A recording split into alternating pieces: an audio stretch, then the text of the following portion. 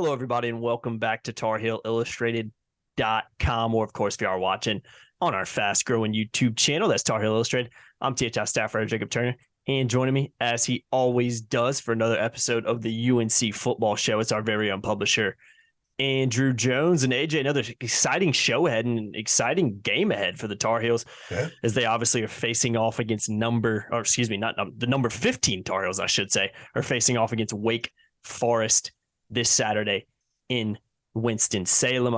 Kind of goes without saying. I'll go ahead and tell people who don't know, which I'm sure everybody knows if we're talking about it. 8-1, 5-0 for the Tar Heels right now. One more win does seal the Coastal Division for them. Wake Forest sitting at 6-3, 2-3 in the Atlantic, actually sixth place in the Atlantic now. We'll talk about that a little bit later when we dive into the Wake Forest preview, and have lost two straight coming into this one to Louisville and at NC State last weekend. So 7:30 p.m. kick in Winston-Salem. That game will be on ESPN2. But AJ, like I said, exciting show coming up, and excited to talk about a couple of topics before we dive into the preview a little bit later on. So as we always do, I like to look back in some ways, just kind of look at some of the storylines from the week, from the press conferences, which you've obviously been at in person, all of them. I want to talk real quickly. I want to talk about something specifically on offense. I want us to talk about Elijah Green. I think he's a guy he's the thumbnail photo for this week's show. You'll see Elijah Green on there. So I thought it was an appropriate time to talk about him a little bit, especially coming off a 2-touchdown performance last week, kind of solidified himself, though because of some injuries, as the starter at running back for the Tar Heels. So AJ, it's a pretty cool story. And like I said, we haven't really talked about it a lot. Essentially a guy who kind of the start of the season was a fifth string running back, and now he's a starter. Not only is a starter, but he's producing and doing some really, really nice things out there. So what are your thoughts on kind of the emergence of a guy like Elijah Green? Because for me, it's a prime example of a kid taking advantage of an opportunity when it's given to you. Well, so people know we don't rehearse this before we do these. I didn't know you were going to ask me about Elijah, that's what I'm throwing at you, man. But we've gotten Elijah the last 3 Tuesdays when we do the player interviews at the Football Center on Tuesday evening. So we're getting to know him and getting to know his story, and it's obviously a really cool one. And I think his path to getting to this point has been documented. I'm actually working on a piece that we're going to run Friday on Elijah, and I'm really enjoying his story. And it's not like the underdog guy suddenly springs forward and is really good. This is a guy that was a 3-time state champ in high school. He was a stud. He was undervalued by the recruiting services, all of them, in high school, kind of like Michael Carter was in a lot of ways. And but he got to Carolina, Jacob. He didn't play in an offense in high school that threw the ball. So he had never had to pass block. He never really had to run pass routes. Now, his dad played in the NFL and worked with him on stuff. But doing that at the college level and well enough that you're actually trusted to get on the field takes time, and it's taken him time. So I thought it was really cool Tuesday night when last night, we're recording this Wednesday evening, I guess. So when we talked to him last night, somebody asked him about his receiving touchdown at Virginia, which was really nice. You know, it was a little flare. He got himself open, turned his nose upfield, and darted into the end zone. And he said that that's his second favorite play as a Carolina football player. His favorite one, and this gives you a little insight into the mindset that is Elijah Green, was the tackle he made on the punt team against Pittsburgh, the one where he tackled the punt returner inside the 10-yard line. I do remember that play. A lot of the defensive guys were riding him on that one, saying, man, you want to be like one of us. You're trying to come onto this side of the ball. He's like, no. I'm not a defensive guy. I got that tackle. I'm sticking it in my pocket, and I'm going to never let it go. But I'm a fleet-footed runner, and that's what he is. You know, he hits the hole hard. He hits the hole with balance. He scored a touchdown. I think it was against Pitt as well, the running touchdown where he showed tremendous balance. Yeah. So a couple of people have asked me, how come the coaches didn't see this before? Well, they did, but they saw a lot of other stuff. The other guys as well. This was a talented room. And he also got injured in the Florida A&M game. Remember, he had that long run against Florida A&M, got injured, I think, on the next snap, and had a club on his wrist for a while. So he couldn't even carry the ball, but he was still doing special teams. So there are a lot of stories throughout time in sports where injuries give opportunities to guys and they make something of it. You know, Wally Pipp sat out of the game. Lou Gehrig stepped in, played third space for the Yankees, and didn't come out for another 2,100 games, setting a record that Cal Ripken broke. So one of the greatest of all time. So my point is, he's there for a reason. Mm-hmm. Opportunity came and he has taken advantage of the opportunity. And to be perfectly honest with you, when you look at all five backs that have all had a chance to play this year, to me, he looks like the best combination of all the good stuff from all those guys. And here he is. He went from scout team 5 weeks ago to being the starter right now. He's had some good moments in pass protection, picking up blitzes. He's had a couple of other good moments helping out offensive linemen that appeared to be getting beat on some plays. And he's running some routes and he's running the ball. So I think it's a cool story. And it's kind of what's interesting, Jacob, is a team that's cruising through the season. We've talked a lot about how they have so many of these boxes to check and things flare up that sort of force them to change a little bit.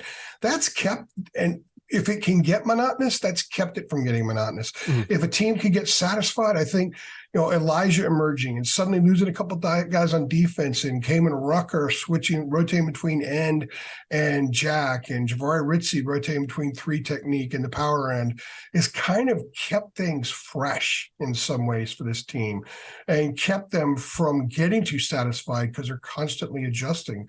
And Elijah Green, being the last guy in the room to essentially get a chance, but also having a lot of success, I think gives this team tremendous juice and is a sign that they're in the midst perhaps of just one of those seasons. Mm-hmm.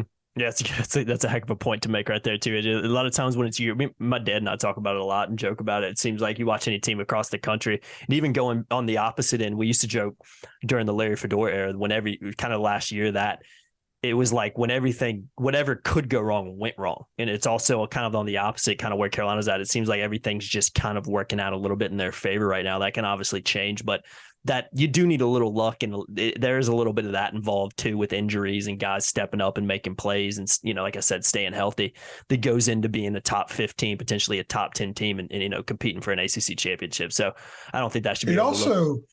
It also illustrates the importance of recruiting. Mm-hmm. Mac Brown and his staff deserve a lot of credit here because when Larry was there was a couple of guys, the reinforcement, there was a significant drop-off. Yeah. Right now, there might be a drop-off in experience because with Vahasik, Evans, and Taylor, they lost 4,500 career snaps. So that's gone. And you're replacing it with guys, and suddenly you're having guys like KBJ and Shaw getting more snaps, and Rucker having to go back and learn Jack, which is a little bit like the hybrid before, which he played some, and you're using Ritzie in 2 different spots. So that kind of thins out what you have up front. And remember, they don't have Tamari Fox either, who is one of their better, one of their quicker and more experienced guys. He'll be back next year. So having talent to step in there and talent that should be able to improve quickly certainly helps. So they have more reinforcement now because of recruiting. Elijah Green would have been a starter a lot of places out of the gate, but that room was so loaded. Elijah Green was 5th or 6th in the room. Pick your number before British Brooks got hurt, and now here he is as a starter, and he's been very effective. So this is what being a program is. This is what recruiting does. This is one of the things that Mac has done as well as anybody over the course of time, and we're seeing it play out now. Maybe a couple of years ago they wouldn't have been able to handle it, but now they can. Yeah. No doubt about it. Yeah, it's always nice luxury when you're fifth string court, like we were talking about, fifth string, sixth string running back at the beginning of the year is a pretty damn good running back. That's a great luxury to have. And like you said, that's definitely a testament to the recruiting that the staff's been able to put together. And flipping over the other side of the ball, AJ, I wanted to ask you about this. Like I said, like you mentioned, we don't rehearse any of this. This is coming straight at you. I was reading a couple of your reports, which you can check out on TarHeelIllustrated.com. From link is in the description below, from the press conferences. I think this was from Monday's press conference in the defensive report. And you wrote a couple, I don't have the stats in front of me. I'm kicking myself for not putting them in here, but you were essentially writing about second half adjustments on the defense. And not only I'm focused on the defense. We've talked about it even more, though. This is Carolina over the last few weeks, and really this season's just been a second half football team, but particularly on the defensive side of the ball in ACC play has been a second half team where they played, even drilling down into it. I think you had a stat where they're letting up something around 5 or 6 points per fourth quarter. Yeah, it's 8.4. It's 8.4 in the second half, which translates to 16.8 in a game. Yeah. And if this team's giving up 16.8 points a game, guess what? It's going to win every game it plays. It's going to win everything by a whole lot. And I wanted to ask you about those second half adjustments and kind of what you've heard from the coaches, because I think my question for you is, I guess it's not necessarily a big worry at this point. I think it becomes a worry is if Carolina keeps winning and they're, maybe they're playing in a big bowl game, or you're playing the ACC championship game where you're playing a little bit harder, higher elite level of competition where margins are a little bit smaller. You can't really afford to come out and let up 30 points in the first half and then give up 8 points in the second. And that's really going to hurt you in those situations. But when you look at that second half adjustment, to credit them for doing it, but is it a worry at all that it takes a second half adjustment for this defense to kind of figure things out? Or is it just at this point, 9 games in, is just who this football team is? Well, I would say that's a good question. I didn't know the question was coming. That is a good question. Make you think for a second. Yeah. Well, I would say it's a worry enough that Mac brought it up this morning, Wednesday morning, when he was in his opening statement. We had him on Zoom after practice, and he said, look, we've got to figure out a way to get out to better starts defensively. They're playing very winning football on defense in the second half, save for the touchdown that Virginia scored late the other day. One big play basically made that happen. The only bad play of the game by Storm Duck, by the way. Yeah, he was fantastic besides that. Yeah. But I think they struggle in the first half. And Cedric has said this. He kind of said it about the other day too, that when a team does something that they don't prepare for, on the field, they're kind of taking time to figure out what adjustments to make. And, it doesn't just happen. Still struggling. Yeah, they're still struggling with that. So then they get in the locker room at halftime. They get a chance to see Chiswick face-to-face. Remember, Chiswick is up in the box. Bateman, for example, was on the field. Most defensive coordinators I've covered prefer to be up in the box. It's interesting. It's usually just a preference thing, how they want to see the game. I think Chiswick's kind of old school. He wants to see it from up there and go that way. So they get a chance to see him in the locker room at halftime. They get to discuss some of the things. And he did say, he has said a couple of times that Cedric Gray could talk the game on his level. So the adjustments that need to be made, he and Cedric can talk about it for a few minutes and have a healthy exchange and hammer out what adjustments need to be made. And then Cedric is really good at kind of monitoring how the guys deal with those adjustments when they get out in the field in the second half. He's a good cop out there to make sure everything is in order. So I think that that's a big part of it. A lot of people want to beat the crap out of Chiswick, but those halftime adjustments and the improved play defensively in the second half is a clear example of the guy knows what the hell he's doing. He doesn't have a bunch of rings by accident. And that is part of the new defense in North Carolina taking form. A lot of us expected it to be better quicker, me included, you included. Hadn't happened, but they have shown that the adjustments are taught, they're learned, and they're applied. So I don't see a change making in that position, that job. So maybe next year they're better earlier than they were this year on a team that has a chance to be very, very special. Everything has its own process, has its own pace, as you and I have talked about so many, many times. And I think the defense has that. And now they get a little wrench thrown into it because 3 of the guys that were starters up front are now gone. So they're having to do this with guys who were much newer in their roles. And they're very talented, so maybe it works. Maybe this process happens very quickly. But I think it's a good thing when, it better be really good in the second half than the first half. You want to be really good in both. But think about how many times this team has won games late, these close games, and defense makes plays late. So if they weren't making those adjustments, maybe they're not making those plays. Yeah. Like I said, it's been a theme for the whole team. I mean, just going back the last few weeks in particular, it's just been a second half football team. Virginia was – and in some ways, the Virginia game was kind of a perfect recipe for a slow start from a visiting team because you had a half empty stadium. My brother and my dad were there. I asked him, what was the crowd like? I even asked you, it was like, it wasn't a lot of, it was pretty low key crowd. Noon game. It eventually filled up some. Yeah. So I think when Virginia was leading, a bunch of students showed up. Yeah. But, when they kicked off, it was half empty. Yeah. And that's the thing. You go into an environment like that, you're confident. Virginia's been struggling this year. Not a super surprise really, but even going back to the Pitt game, it was a slow start from both the offense and the defense in that game before they kind of figured some things out in the second half. So it just seems like it's a theme for this football team. But like you said, I mean, I think if you ask the coach, all right, your team's not going to play great for, the whole game. 60 minutes, but they're going to play great for either the first half or the second half, and you pick. You're going to go with the second half. You rather have a team that can. But make they need stops. to be better moving forward. They need to be better moving doubt. forward, because since the Virginia Tech game, Carolina scored 27 at Miami, 38 at Duke, 42 against Pitt, and then I'm missing a game in there. And then of course they had 31 at UVA. They're not scoring a ton of points. They had the 63, and then in the first game they had the 56. Since then, they're not as prolific as the numbers as a whole will show you. So they're a very good offense, but I think their inability to conventionally run the ball at times has hurt them. And I also think teams are doing a pretty good job of using clock, although Carolina used the clock more against UVA. That's kind of kept the offense off the field some. They've also ended 3 games in the red zone. Yeah. Where theoretically they could have pushed another one across to make those margins bigger, but they didn't do it. So the defense needs to be really good. They got an unbelievable assignment this week. They have I think a challenge mentally the week after. And then, hey, maybe NC State found something in their quarterback with Leary going out, a running quarterback that gives Carolina fits, and a really, really good defense that may give their offense good field position. So the defense has to be better the last 3 weeks, or really the last 4 if you want to count Clemson and Charlotte, than it has been so far if this team's going to finish strong. Yeah, no, just no doubt about it, man. No doubt about that at all. So, like I said, the games will get harder if they keep winning. I'll just put it that way.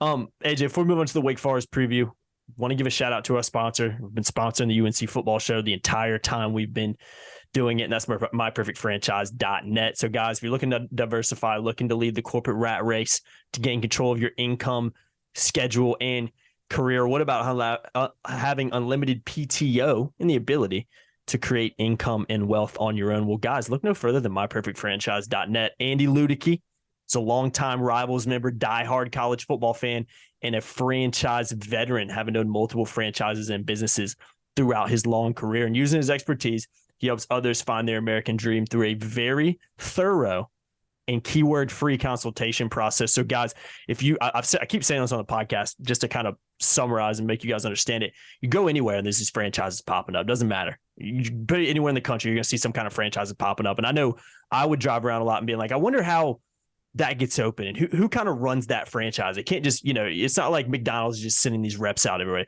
There's ways you can buy into these franchises and be a franchise owner. And Andy Ludicky helps you do that. So, guys, free consultation process, talk to him. And if you decide, he's in for me, he's not going to charge anything. It's 100% free. And I think you missed it in the last podcast, AJ.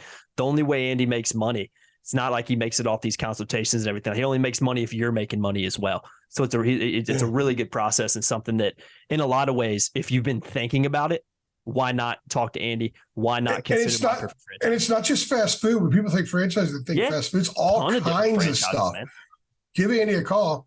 He'll talk to you about it. It's some really fascinating businesses he's put people into, and that have had a lot of success with it as well. I'm not gonna lie, AJ, I almost give him a call. Even my dog is excited about Andy. You can hear my dog barking. You gotta love it, man. It's like David Sisk over there with the dog barking in the back. I know David will appreciate that shout out.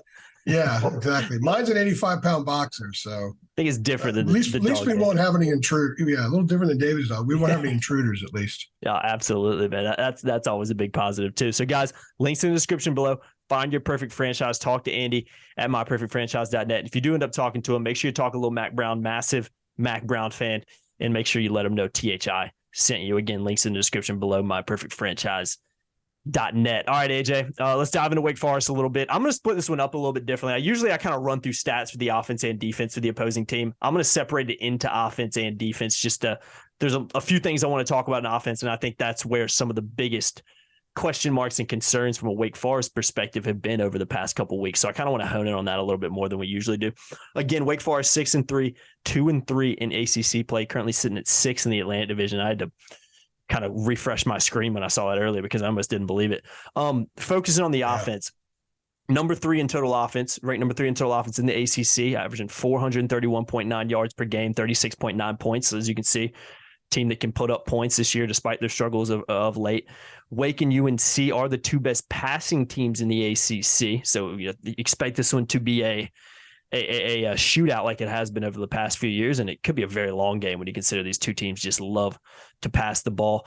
An interesting stat right here, AJ, that I think really speaks to the struggles that Wake Forest has had in the past few weeks. Averaged over 41 points per game through their first 7 games, only scored 42 total points in the last 2 losses at Louisville and to Wake Forest. Sam Hartman, a quarterback that obviously didn't start the year because of some personal health issues, and has come back and is one of the best quarterbacks in college football coming into the year. Thrown 6 interceptions in his last 2 games after having just 3 interceptions through his opening 6 games, and 13 total turnovers for Wake Forest over the last 3 games. 13 total. I think 8 of those, something like that, came against Louisville. So that was a really bad game for them. And then focusing at that wide receiver position, A.T. Perry, you guys know about him. You guys have heard about him if you follow ACC football. Ranks 4th in ACC in both catches and receiving yards. So, AJ, we'll move on to the defense here in a second because that'll kind of tie into keys to victory for North Carolina. But when you look at this offense and you look at how good they were, and you look at how they've struggled over the past couple of weeks, and in particular, Louisville's a decent team, State a team, really good defense and offense, with a new quarterback that kind of seems like they've figured some stuff out. We'll see if that happens to be true over the next few weeks. But what the heck's happened to Wake Forest over the past few weeks? This is a team that was ranked in the top 20, top 25 for most of the season. Favorites to contend in that Atlantic. I know with the loss to Clemson, but the way Clemson's played recently, things could happen if Wake Forest was playing a little bit better right now. What the heck's happened to Wake Forest? A team that's really struggling offensively over the past few games. Turnovers. Yeah, can't take care of the ball. Hartman's turned over the ball 9 times the last 2 weeks, and so your scoring's going to go down when you put the ball on the ground or you flick it into the opponent's hands. So if you keep yourself from scoring, you're not going to score a whole lot. That's pretty much it. Hartman threw for a lot of yards, I think, against Wake, but they didn't run the ball well.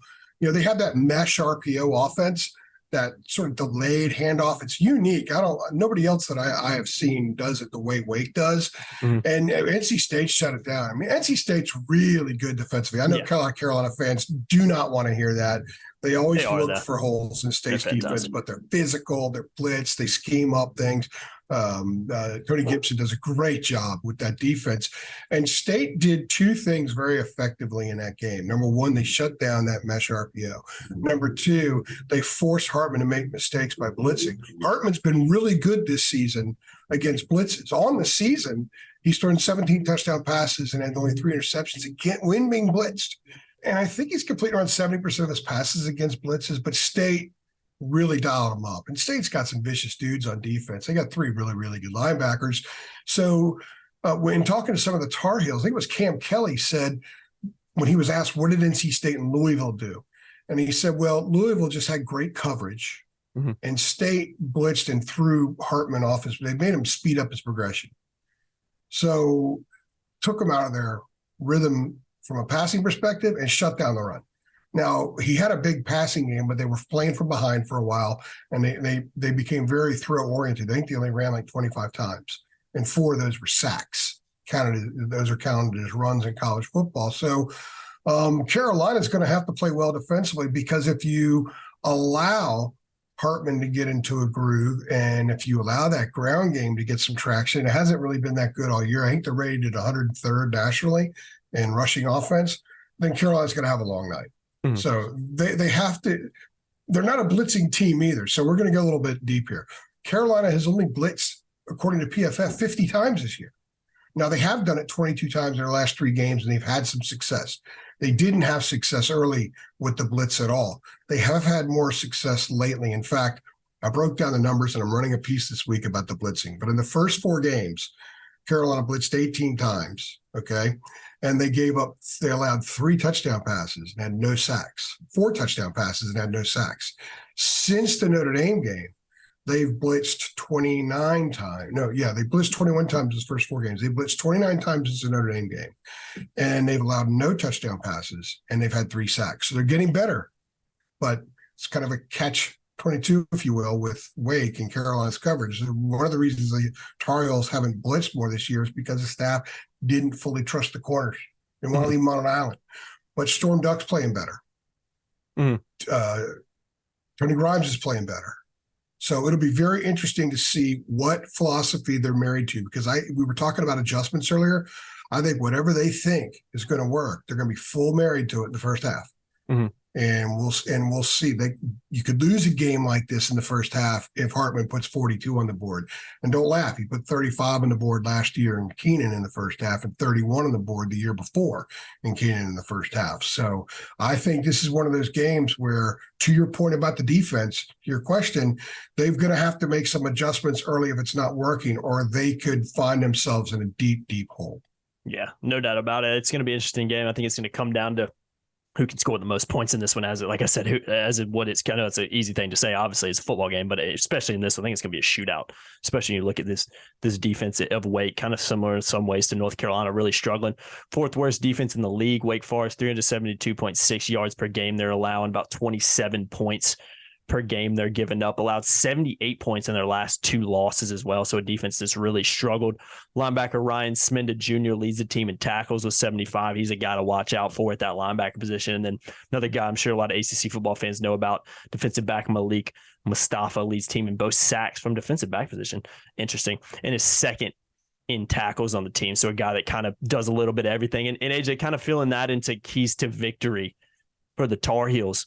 I think that's where Carolina's going to be looking to exploit him. I think this is a Carolina defense still ranks last in the ACC, still giving up a lot of yards, still giving up touchdowns. Just go look at that Virginia game, going up against a pretty, as you like to call it, anemic offense, still giving up 28 points, particularly struggling the first half at times. So I think Wake Forest will play better against North Carolina than they have at recent weeks on the offensive side of the ball. Obviously, it comes down to the fact, can Wake Forest protect the ball? Because that's something they've really struggled doing over recent weeks. I think that's going to be something to watch out for.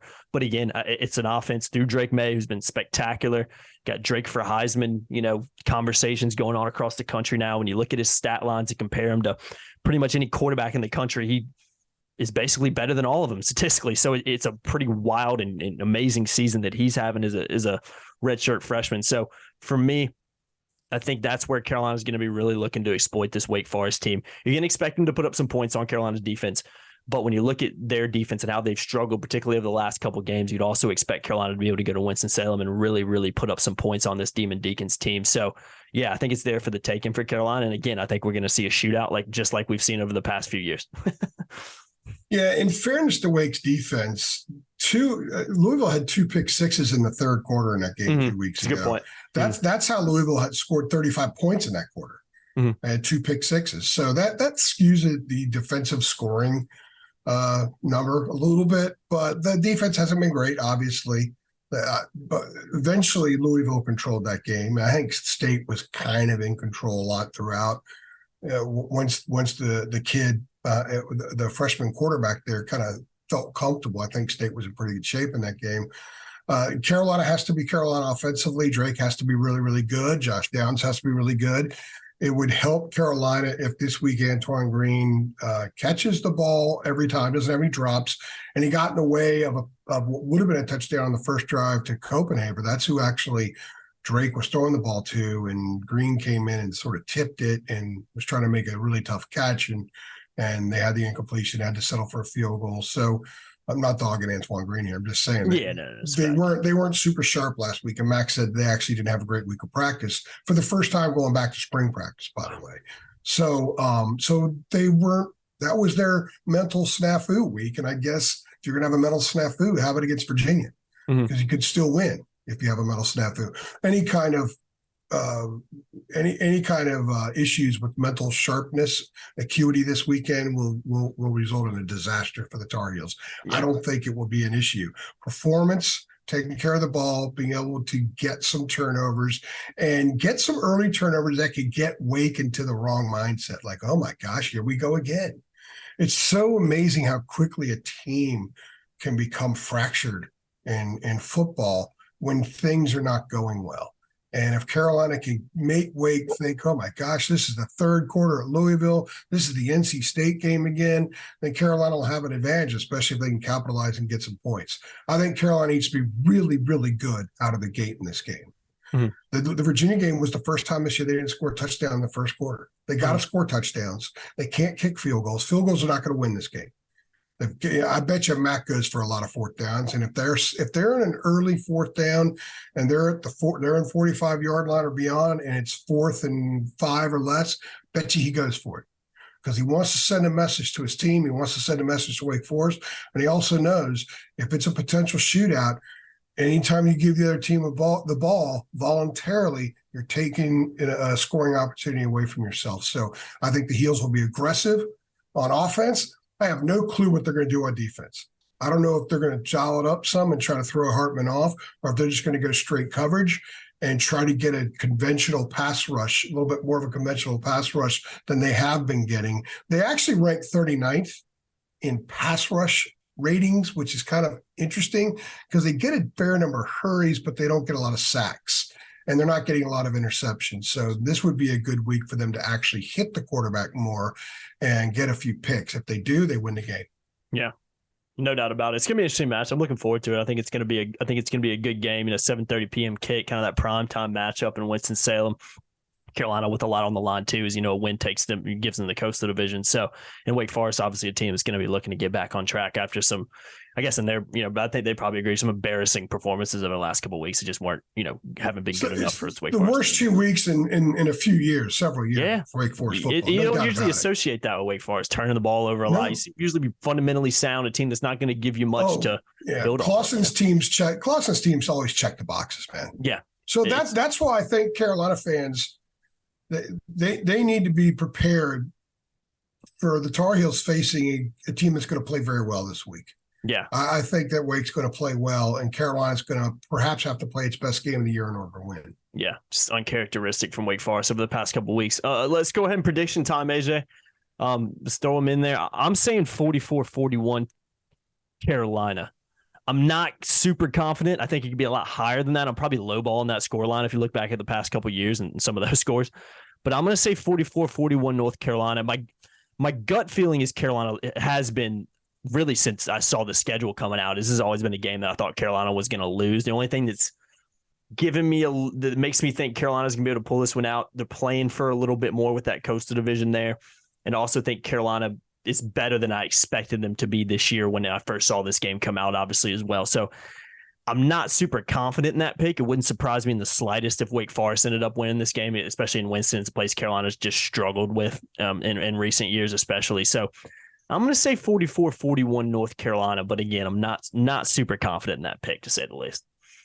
I would say there are 4 ACC teams that have played above preseason expectations this year. And I'm going to say that Georgia Tech doesn't really even count because of their situation.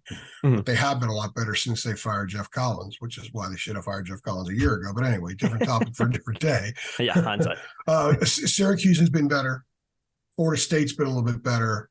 Duke has been better, and North Carolina's been better. Wake Forest was in that category, playing as expected up until 2 weeks ago. Yeah. And now those last 2 performances dropped the Deacons into this sort of the same way I look at Clemson, playing a little bit below expectation now. But Wake Forest is very capable of having that game where, okay, that's why we thought they were a possible top 10 team. I really think that club could show up Saturday night at Truist Field and get led onto the field by the Deacon on the motorcycle and all that cool stuff. And I think Carolina's going to face that kind of team. So if that's the case, how high can Carolina raise its game? The Tar Heels have had to win close games, but they haven't had to be great in any of those games because they haven't been beating a lot of really good teams. This Saturday, they may have to find out where their level of greatness is. Like how many notches away from great are they? Or damn good. They're going to need to get as close to that as possible, I think, to win this game. I think Hartman has a great game. I think the Carolina's defense, even though it's made progress, I think it's probably the tonic he needs. They struggled in the first half against Brennan Armstrong with that anemic offense. There's the word again for you, Jacob. And Wake is a different animal. I just think Wake gets off to a great start in this one, and Carolina has to play catch up. And I don't think that Wake's gonna roll to a win, but right now my vibe is that Wake's gonna win this game, and it's gonna be in the 45-42 range, something like that. So, but if it's in the 45-42 range, what does that mean? That means if Carolina can get Hartman to turn it over a couple times, everything changes. So Yeah, I just don't know if I see this Carolina defense forcing a lot of turnovers. They have forced at least one, I think, in all but one game, but they're not forcing them in bunches. If there's ever a game where they need to force some in bunches, this is the game. Because if they don't and they let Wake run each of its possessions out to the end, Wake's going to score a lot of points. Yeah. No doubt about it. Yeah, in an alternate reality, 45-42 Wake Forest is my pick. Like I said, if you would have asked me a month ago, I would have probably gone with that, if not a bigger margin. But the way, like I said, I my gut feeling is Wake Forest wins this one. But I'm going to give Carolina a little bit of love. I'll go 44-41 Tar Heels. Let's see if they can pull it off and seal that Coastal Division. It'd be a pretty cool place to do it in Winston-Salem too, man. I mean, it'd be a pretty cool storyline to write about. So, especially a place that I'm really curious. One thing we could talk about here for a second, I'm flipping the script on you here. I'm throwing something at you that you didn't prepare. I'm curious how many Carolina fans are going to be there. And I saw something this week I don't think I've ever seen before. Maybe I have, I just don't remember it. But a coach whose team is going on the road, making a public plea to his fans to fill the stadium. I saw that video. Yeah. That's what Mac did. That's what Mac did. You know, I should have asked him about that this morning. I should have asked him about it, because I don't think I've ever seen that before. Now, I've heard coaches say, boy, we'd like to get a lot of our fans there, but not go to the extent where they get the camera, got the hair, got the polish on the face and all that stuff. And, hey, Carolina fans, we got to fill Truist Field. You know, it's the smallest Power 5 stadium in college football by far. 31,500. And Wake just doesn't. It's a shame, but Wake just doesn't sell a lot of tickets. It's got a very small fan base. It's a small school. It's the smallest Power 5 school as well. Second small school in FBS. Rice is the smallest school. But I thought it was really interesting that he's pleading with Carolina fans, go over there and help us. So you'll know how many are there, because on TV, the camera shoots from the home side. That's going to be all Wake Forest people. And that's where the press box is. The other side are visiting fans. Yeah. So if there's a lot of light blue over there, the more light blue there is, the better for Carolina. No doubt. Yeah, I thought that video was interesting too, because I do agree. I haven't really seen that for an away game necessarily. It was odd, to be honest with you. It's different. It's on brand for Mac in some ways, because, you know, he'll talk to fans and try to get them to come out, and, you know, kids are playing great this year and all that stuff. He's a very good rah-rah guy like that. But I'm interested to see that too. I was kind of thinking about that. I think there's going to be a lot of Carolina fans there. I do. I don't think I've covered a couple games there with you. You've covered a lot more than I have. And like you said, it's just, there's been some big games over the years. Just nobody's been there. And it's been kind of surprising, even from a student perspective. I know it's a smaller university, so that has something to do with it. But even, the student section hasn't been great though, a lot for some big games over there. So I think there is going to be a lot of Carolina fans. I don't know if that video has anything to do with it. I think that would probably be a little naive to say that, somebody saw Mac Brown talking about, please come to this game, and they went and bought a ticket. Maybe some people do. But I think if you're going and you're with this team and you want to go to that game, I think you made a decision a long time, weeks ago that, hey, I'm going to go to that game, and it's going to be a good one. So look, I think there'll be a lot of Carolina. Mac is a master communicator. He's a master brander. One of the best in the business. And he doesn't miss anything. One of the things I've really appreciated covering him for 4 years now, he doesn't miss anything. Now, that doesn't mean his teams always play well. It doesn't mean he always makes the right decisions during games and all that kind of stuff. Whatever the case may be, have at it. But he doesn't miss anything. He's sharp. He understands brand. He understands messaging so well. He understands it so well. So there's a reason that Jeremy thought it was a good idea and Mac thought it was a good idea, and they did it. And then they put it out there. So I thought that was pretty interesting. So I'm looking forward to seeing how many Carolina fans are actually there. And by the way, very quickly about Wake Forest, it's a shame that they don't get more support. But I do remember a time when Wake Forest actually got really good support in basketball, the Chris Paul days. That was amazing. That's when almost all the students would go to games.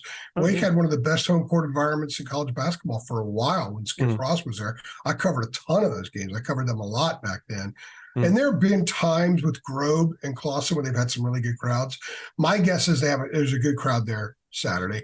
You covered the game in 2019 there. I think it was Mac's third game. It was his first loss back. That was a full house, if I recall. It was decent crowd. I don't know if it was, I don't think it was quite full, but it was one of the better crowds that they've had, but you'd expect that place to be sold out. Like you said, it's only 30,000 people there. You think for something like that. Now, I think this game has a little bit more implications to it just because of what Carolina's playing for and the fact that they're an 8-1 team and Wake Forest is having a good year too. It's a little bit later in the season than that game was. So I think that will probably play more of a factor for Carolina fans, but I'm interested, man. I think it's kind of one of those things. You would think it would be sold out. Is it going to be? I mean, would I be surprised if it's not? Not necessarily, but you definitely think there'd be a good amount of Carolina contingent there, but we'll see. I guess we'll see what happens. By the way, anybody who's still watching this, right now is a good time to remind them that we have a special going on our site right now. You go ahead and sign up, go over to our site, and if you could put a link in the description for the video on YouTube, you go ahead and sign up. You get 30 days for free of THI.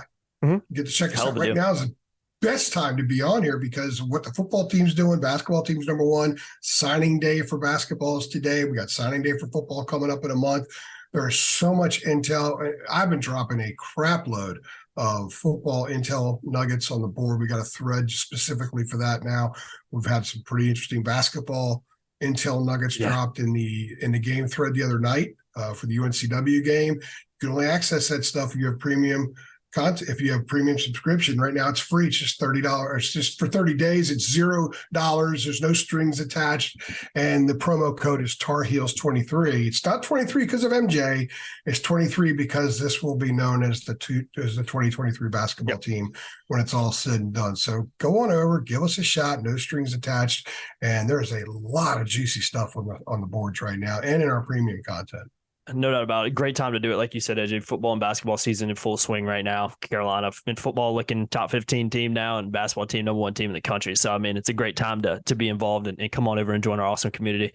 TarIllustrated.com. Like AJ said, I'll drop the link in the description. You can go over there and sign up directly through that link. But all right, AJ, let's go and wrap this one up, man. You'll be in Winston-Salem on Saturday. Who else is going to be? Is it Kevin going to be there as well? I thought there was Kevin, Dina, Brandon, and me in the press box. Kevin shooting on the field. We got basketball Friday night, College of Charleston. So we're loading up. We got lots of overlapping going on right now. No doubt about it. It's that time of year. Plus all the recruiting stuff. We ran David's piece on Zayden High for free today, so people get a little sample of what his regular work is like, which is off the charts. Yeah, he's fantastic, man. He's absolutely fit. A lot of football recruiting stuff going on as well with the, especially with the kids being at the games when Carolina plays in Chapel Hill. A lot of interviews and stuff like that. Dina's popping up as well. So, and obviously she loaded a piece today. Football too. So, yeah, I got a text from her an hour ago. She loaded another 2024 football recruiting piece today. That will be premium content. You can only read it if you have a subscription. Yeah, and it's premium. Free right now. So. Free, 30 days. Go sign up. Links in the description below. Appreciate you watching, guys. I've been Jacob Turner. He's been Andrew Jones for another episode of the UNC Football Show. Let's do this. If you think Carolina's going to win the Coastal this week, you think they're going to win in Winston-Salem, go ahead and give this video a thumbs up below. Let's see how many likes we can get on this video. Make sure you share and subscribe as well. Hit that notification bell too, because we upload, as you probably know if you're a subscriber, a ton of videos this time of year, and it's only going to get even crazier with uploads with basketball season in the overlap now as well. So make sure you keep it locked to TarIllustrated.com and our YouTube channel, Tar Heel Illustrated. Thanks for watching, guys. We'll see you in the next one. Thanks.